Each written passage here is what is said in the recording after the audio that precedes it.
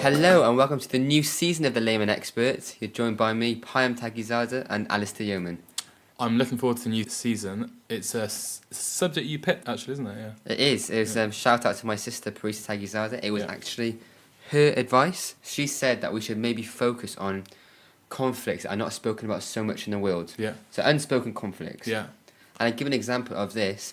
Episode 1 is going to be Ukraine-Russia with the whole Crimea situation. Okay, and what was either your sister's or your reason for wanting to shine a light on these conflicts? Is there anything particular for you personally, or you just thought to yourself, you know, these topics aren't getting enough coverage, and I'm reading a little bit about them, I want to know more, or what Exactly, I read a little bit about them. I found it a little bit complicated, some of the situations. I think it can't just be me who's finding this tricky. So maybe we can use our talent of simplifying things. Yeah. So our listeners can that is our talent, isn't it? That is our talent. Being simple. Simple folk. Simplifying this conflict. So our listeners can understand what's going on. Because there's quite a lot to it, actually. Obviously, historical shit and all that thing. Yeah. So it was just, that's the reason why there's loads of stuff going on, isn't there? Yeah. Crimea, Russia is season 1. Is season 3, episode 1, sorry.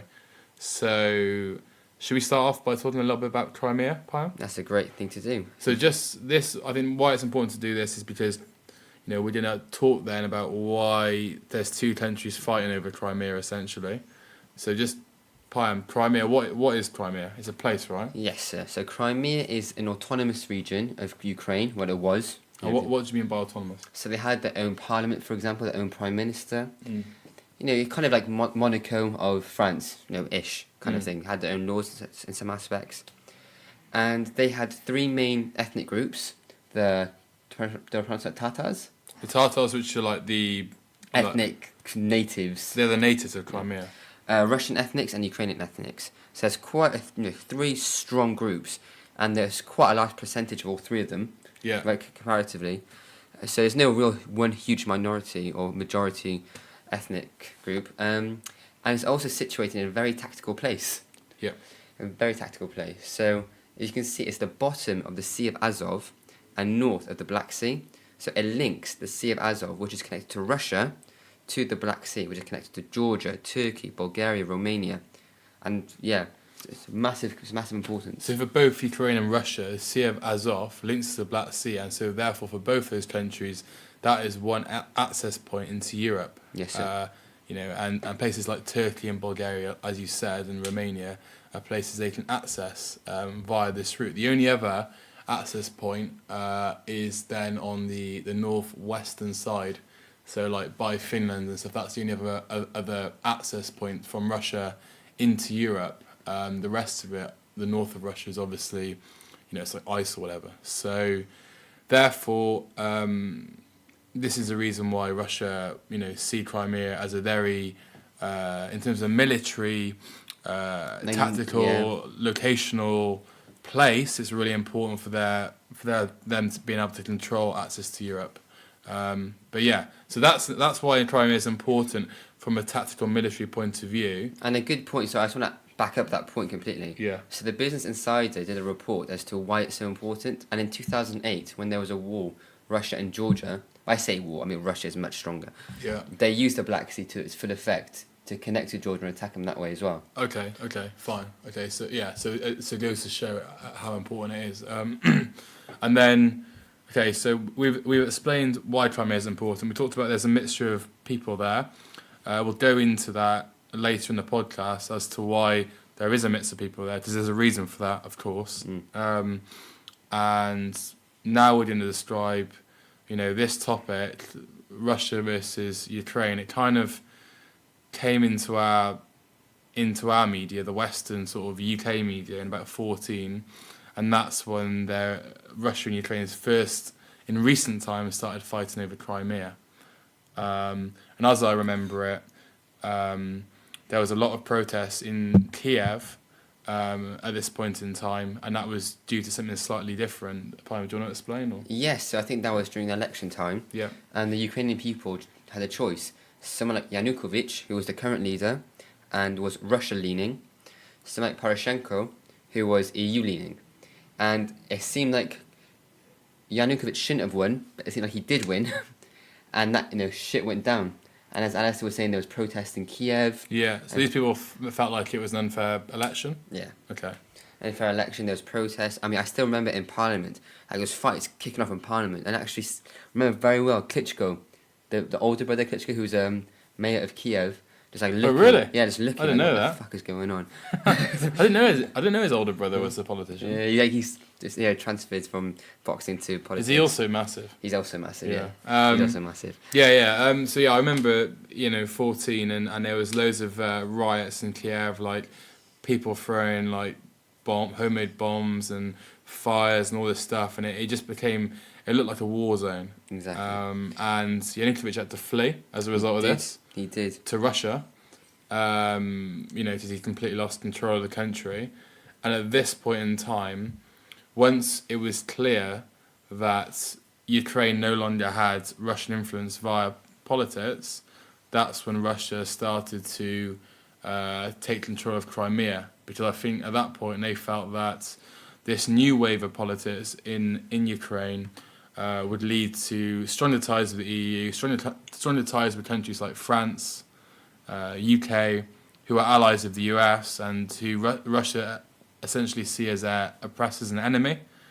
And so therefore they wanted to take control of Crimea because they saw that country as being a way, that state, autonomous state I should say, of being a way of controlling that area. Yes. And that's this point to Europe. Exactly, and actually, on top of that, a guy called Andrei Zubov, a professor at the Moscow State Institute of International Relations, bit of a mouthful there, believed that another big reason why Russia wanted to take Crimea was, we can talk about the ethnicities and stuff, it was also because they wanted to squash any idea of a revolution coming to Russia. They saw the way that the Ukrainians were going more towards the EU, and they thought, okay, we have to make sure that this does not come over to our country. Let's take Crimea and show that we mean business. Yeah, and that's completely believable. So you've seen examples of other countries doing that in the past. For example, US and Nicaragua as an example of something similar. Yes. So giving a bit of a background as to all that stuff, and maybe we can now move to, because obviously once upon a time, Crimea was not Ukrainian. No. It belonged to Russia, way back when, 1953, I believe. So we're going to talk a little bit about that. And do you want to kick off with it, or? Yeah, I suppose we could probably go a few years before the 1953, actually. Ooh, so history lesson. Yeah, so Crimea was, in Second World War, it was invaded by the Nazis. So it was under complete control by Nazi Germany. And when the war ended, essentially, when was it now? It was in, 1944. So in 1944... just before the war ended. They started deporting the Tatars we said earlier in the episode at the start. They're the natives of Crimea. Mm-hmm. So a lot of those were deported from Crimea to... where was it? It was like Kazakhstan. Like that region of the world. Yeah, like Central Asia, essentially. So...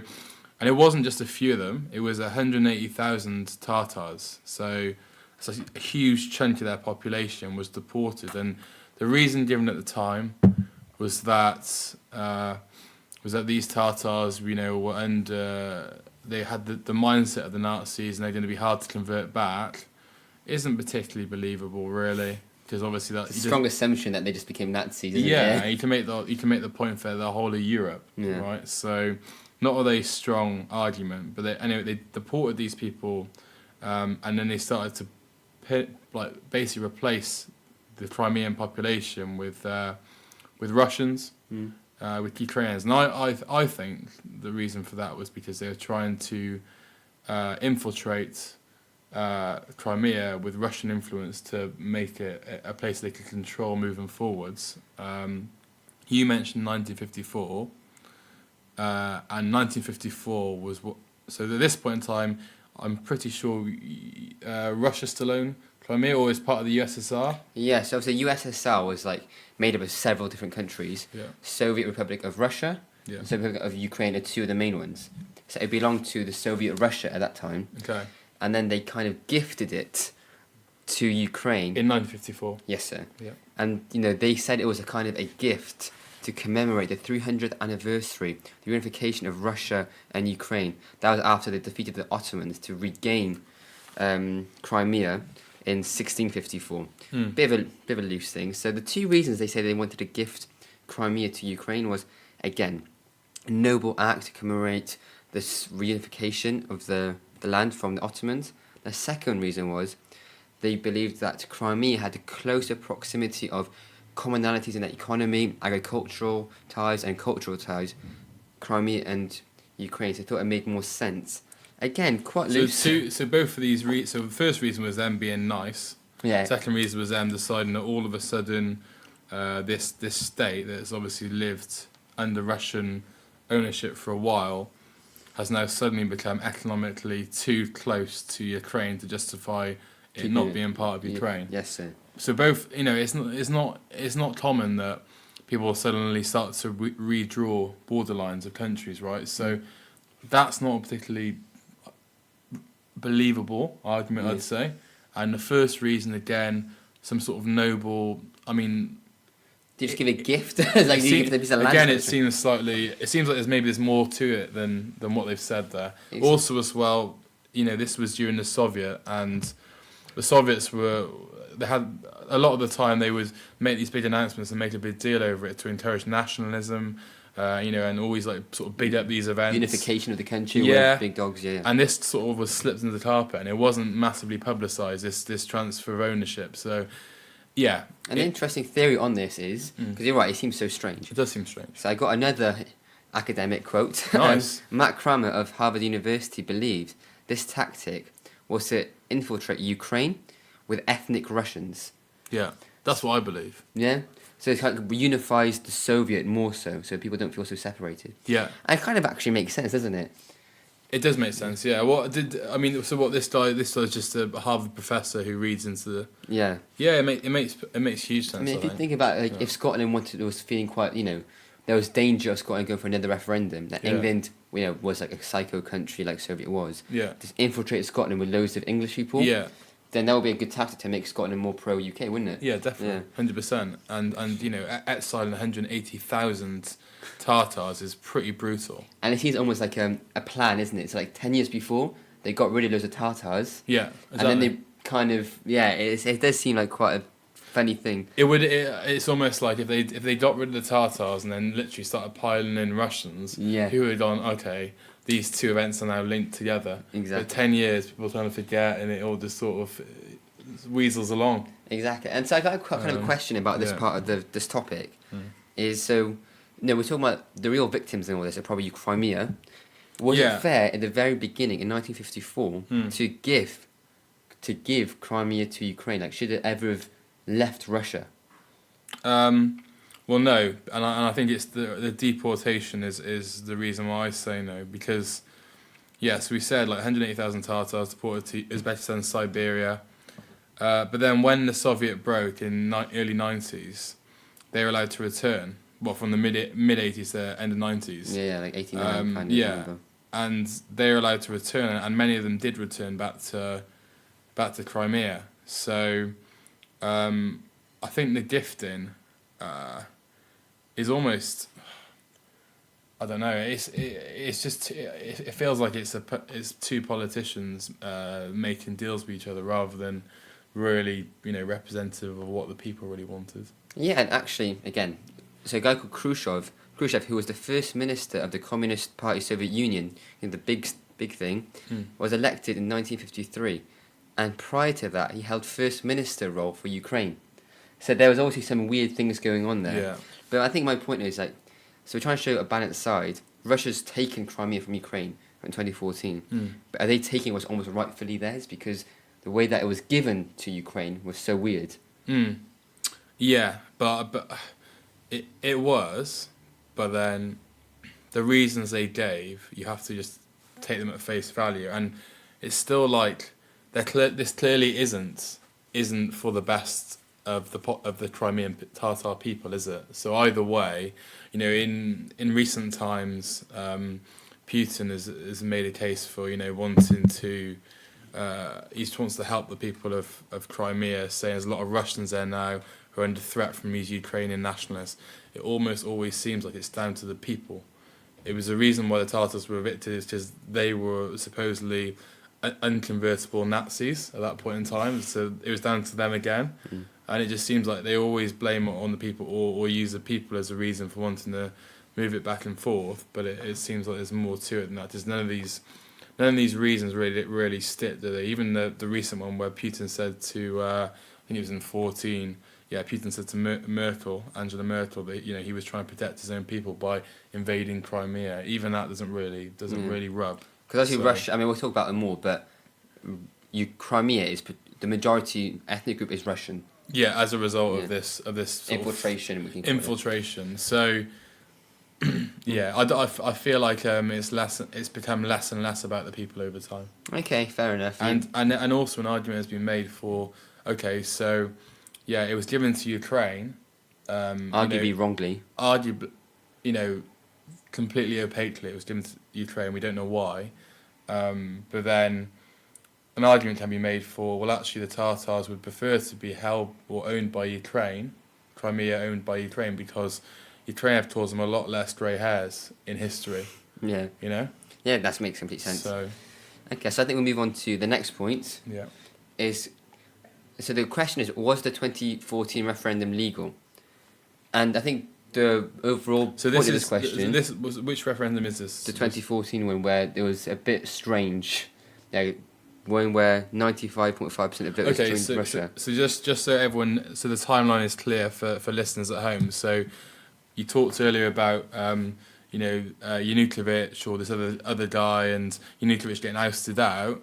I'm not sure how long it is down the line, but this is forwards in time now. Russia have moved into Crimea.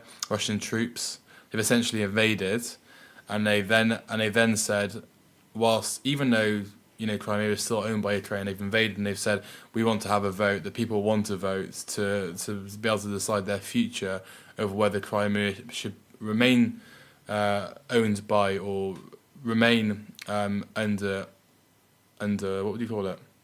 Remain a autonomous region within Ukraine. Yeah, or be owned by Russia. So that's the one we're talking about. So was it legal? Essentially, is the question, because that's a big point of debate. Yeah. To give you guys some context, 95.5% of voters voted to be Russian. I mean, that's a pretty high number, to be honest. That's quite 95%. I mean, so what? Yeah. I mean, before we go into that figure, that's a very high figure, isn't it? I mean, it's BBC figure, so. But the context to this vote is that first of all, it can't be denied that, because even Putin admitted this, that Russia was under control by Crimea was under control by Russian troops, whilst this vote was taken. So Russian troops were completely in control of Crimea. So that could influence things, first of all.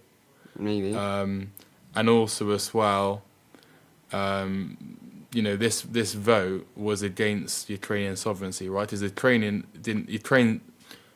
government didn't agree to this, did they? No. So it's it is by definition an illegal vote against the sovereignty of Ukraine, and it was also, under strong military influence as well. So that 95% figure could easily have been influenced by, intimidation, by complete control of who actually votes, complete manipulation of the vote potentially. There's a lot of things. It sounds like you're very much dubious of this referendum. I mean, it just doesn't make any sense that you could I don't think you could have a fair... It doesn't signal that it's going to be a fair referendum if it's under military occupation. It sounds like that vote can only go one way in that circumstance. And I think the funny thing is, I honestly believe that most people in Crimea, based on what I've read, I actually know some Crimean people. I genuinely believe most people want to join Russia. Most of them speak Russian ethnically, they speak Russian natively. Don't actually speak Ukrainian. But the figure 94.5%. But why? So why is that such a high number? It is. If they put 60%, I'd believe it, to be honest. 95%. But suppose it was that there was none of the Tatars turned out to vote. So it could be possible then, if people didn't turn. There's Yeah, 95.5% of voters who actually was there. Yeah, 95% of people who turned up, right? I suppose it also wasn't particularly clear of the rules in terms of those with a Russian passport, whether they'd be allowed to vote. That was supposedly a grey area that wasn't confirmed or set in stone, which again draws question marks. And also the leader of the Tatars' unofficial parliament, a chap called Rifat Chubarov. Great pronunciation. Rifat? I don't know. Refat Chubarov? It doesn't matter. He said, the fate of our motherland cannot be decided in such a referendum under the shadows of the guns of soldiers. So he cited the fact that, there was intimidation, according to what he said. So There more than likely was, but I'll say one thing. I want to go back a little bit in history. Yeah, and also... Okay, I'll let you finish. The point, just before you go, the point you made about, most Crimeans want to be part of Russia, I believe that is true, but that's true due to the manipulation of the population. So these days, ethnic Russians make up 58%, according to the last census, which is like 13 years ago, like early 2000s, and it's 24% Ukrainians, 12% Crimean Tatars. So yeah, you're probably right, but that's because there's mainly Russians in Crimea rather than it being a vote of the Crimean people.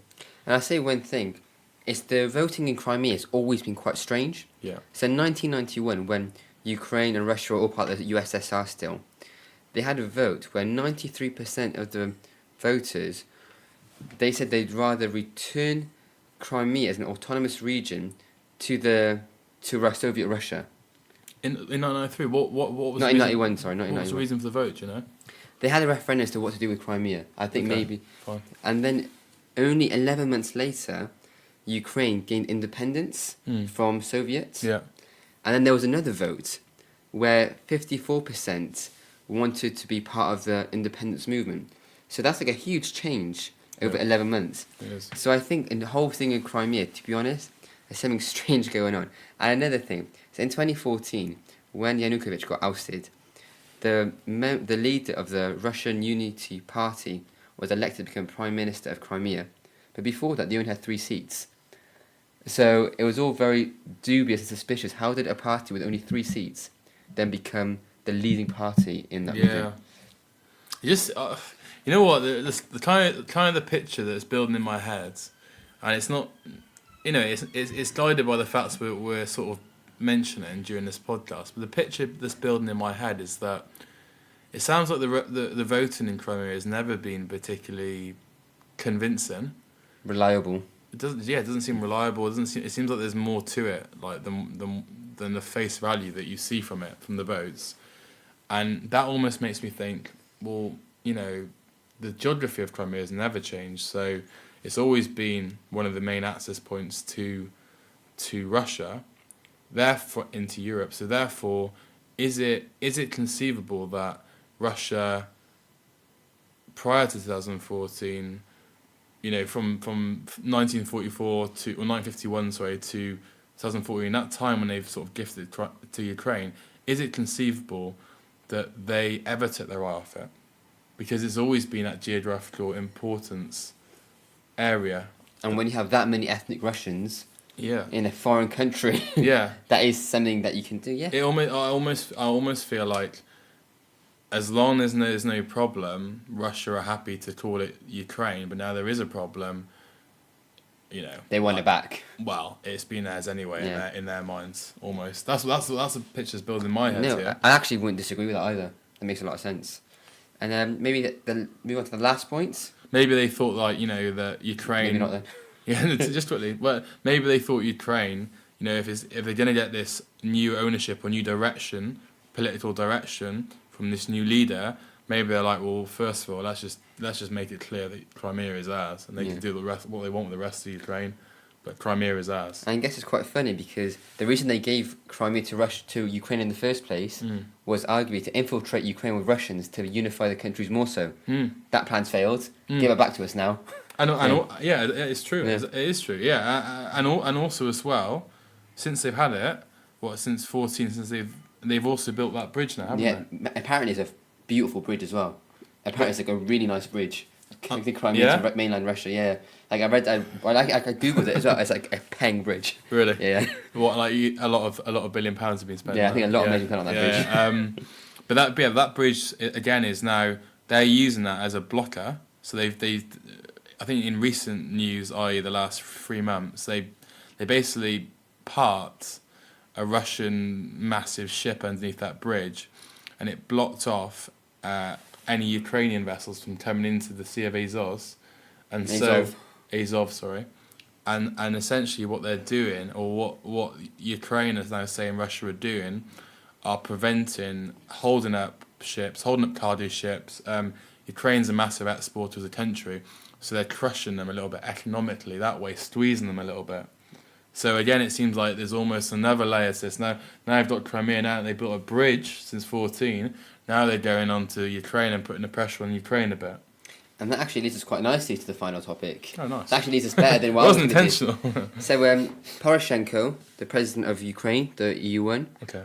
he's been calling NATO to give him some help, NATO troops. Do you think NATO should send troops? And he's been calling NATO to give him some help. What are the reasons, first of all? Well, first of all, I Yeah. think since the Sea of Azov incident, when they got the Ukrainian ships, Mm-hmm. he's saying that Russia is calling, we need some help, pretty much. Yeah. Okay. So what you're saying is that he's accepting that Russia are trying to economically squeeze them. Yeah.